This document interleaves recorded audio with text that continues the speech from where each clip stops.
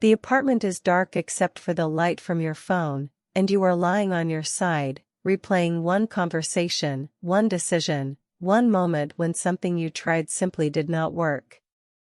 You are not crying anymore, but you are not sleeping either. You are somewhere in between, in that strange stillness where the failure feels both too small to mention and too heavy to set down. The fear is not dramatic. It is quieter than that. It is the worry that you have lost something you cannot name, confidence, maybe, or the feeling that you know what you are doing. Tonight we are going to sit with that worry, not to fix it all at once, but to find a steadier response to rebuilding confidence after a setback. Let me tell you about someone I used to see at the gym in the mornings, years ago. She was in her 40s, I think, and she came in at the same time I did, always wearing the same faded blue tank top. I never spoke to her, but I noticed her because she moved differently than the rest of us. She did not rush. She did not check her reflection. She would walk to the same corner, pick up a set of light weights, and do the same simple routine every single day. It was not impressive. It was not Instagram-worthy.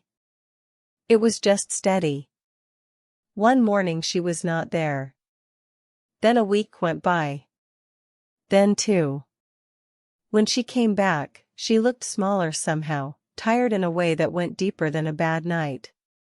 She stood at the edge of the weight rack for a long time, just looking at the dumbbells, and then she picked up a pair that was lighter than the ones she used to use. She did 3 exercises instead of her usual 10. Then she left. The next day, she came back and did 4. Then 5. I watched her rebuild her routine one small repetition at a time, and I realized I was watching something that mattered more than strength. I was watching someone practice the discipline of beginning again without fanfare, without waiting to feel ready. The Stoics, especially Epictetus, had a way of talking about this that was almost ruthlessly practical. He would say that what has happened is already behind you, no longer in your control, and that the only thing you can still shape is what you do next. Not what you should have done. Not what you wish you had done. Just the next small action. That sounds simple, but when you are lying in the dark replaying your failure, it is one of the hardest ideas to hold on to. Because failure does not just hurt in the moment. It leaves a residue. It makes you doubt the next step.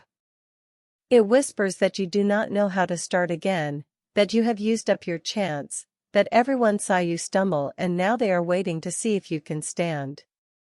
The wisdom here is not that you ignore those whispers. It is that you treat them as noise, as weather passing through, and you turn your attention back to the one thing that is still yours, the choice to take one honest action. Let me make this smaller. You do not need to rebuild your entire confidence tonight.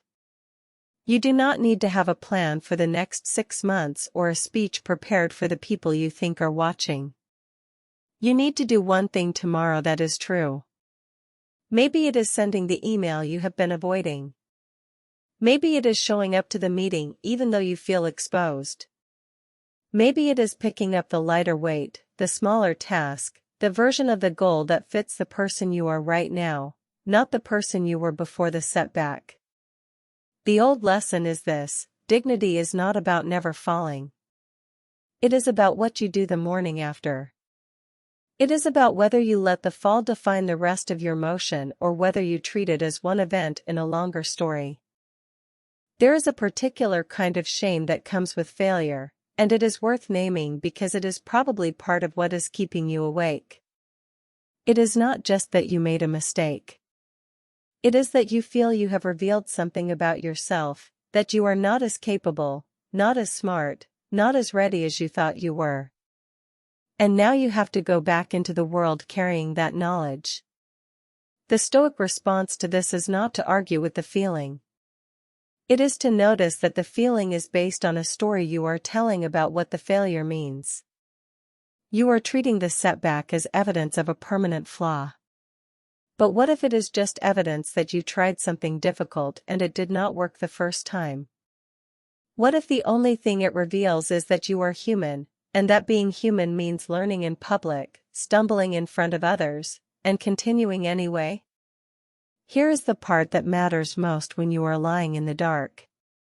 Starting again does not require you to feel confident first. Confidence is not the starting point. It is the byproduct. You build it back by doing small true things, one after another, until the pattern of those actions begins to feel like proof. Not proof that you will never fail again, but proof that you can move through failure without disappearing. The apartment is dark, and your mind is still replaying the moment, but your body is here, breathing, resting, preparing for tomorrow. That is already a form of beginning. You are not running. You are not pretending it did not happen. You are lying still and letting the day end so that the next one can start. That is not weakness.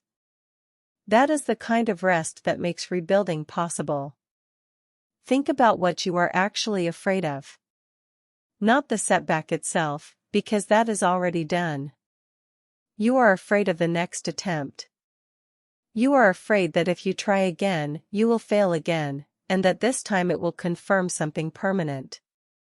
You are afraid that people are keeping score, that they remember, that they are waiting to see if you are really capable or if the first failure was the truth about you. The Stoic practice here is to separate what is real from what is imagined. Most of the audience you fear does not exist. Most people are too busy managing their own setbacks to keep a detailed record of yours. And the few who are watching with judgment are not the ones whose opinion will help you move forward. The only opinion that matters tomorrow is the one you form about yourself through your actions. Do you treat yourself like someone who is allowed to try again? Do you act like someone whose dignity is intact even when the outcome was not what you hoped? Let me offer you a way to think about tomorrow that might feel lighter. You do not need to start over from the beginning. You need to start from where you are. That is a different thing. Starting over suggests that everything you did before the failure is now worthless, that you have to rebuild from zero. But that is not true. You still have the skills you built.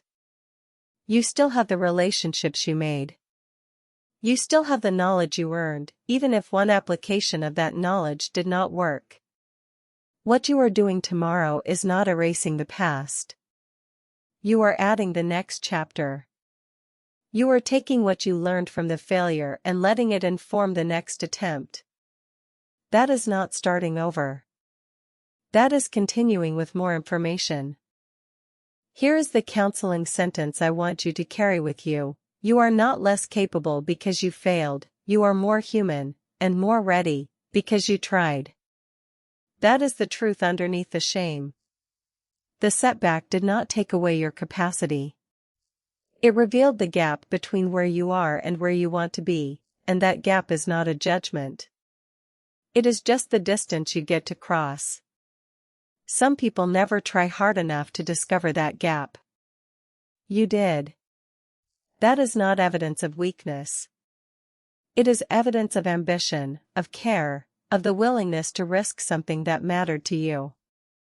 And now you get to take the next step, not because you have to prove something, but because the work is still worth doing. When you close your eyes tonight, you do not need to solve everything. You do not need to know exactly how you will rebuild. You just need to rest, and let your mind stop rehearsing the past long enough to make space for the next small decision. The apartment is dark. The phone is face down. The failure is still there, but it is not the only thing in the room. You are here too, and you are allowed to begin again, quietly, without announcement, without waiting for permission. Tomorrow you will do one true thing. And the day after that, you will do another. And slowly, steadily, you will remember that confidence is not something you find. It is something you build, one honest action at a time, in the small dark hours when no one else is watching.